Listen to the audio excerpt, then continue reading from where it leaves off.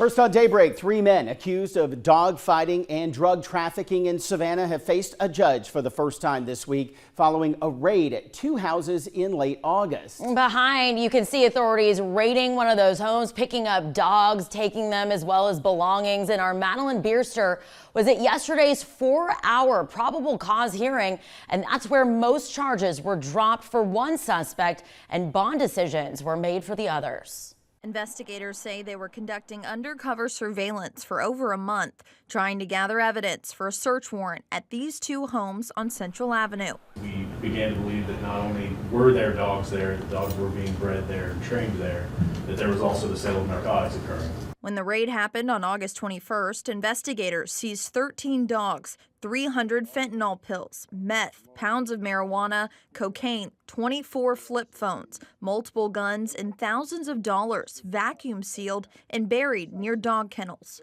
They also reported finding dog breeding and fighting equipment, along with genealogy records marked with slang tied to fighting and wins. Every single one of the dogs had various signs of neglect or cruelty. 42-year-old Michael Scott, 53-year-old Raphael Bowens, and his son, 26-year-old Tyleek Collins, all appeared virtually with their attorneys Wednesday. Each faced charges related to animal cruelty, drugs, and guns. Investigators testified that many of the dogs lacked food, water, or shelter.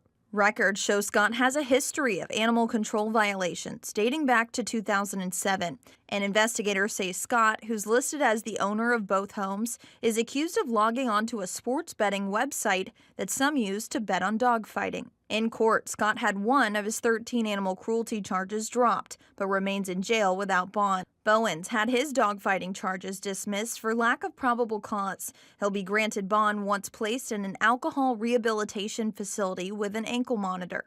As for Collins, the judge dismissed all of his dog-related charges and reduced his drug charges to a misdemeanor marijuana offense. Collins was granted bond at $3,500 with conditions, including leaving Chatham County. But in the future, all 3 could be indicted on new charges in this case. Reporting in Savannah, Madeline Bierster, WTOC News.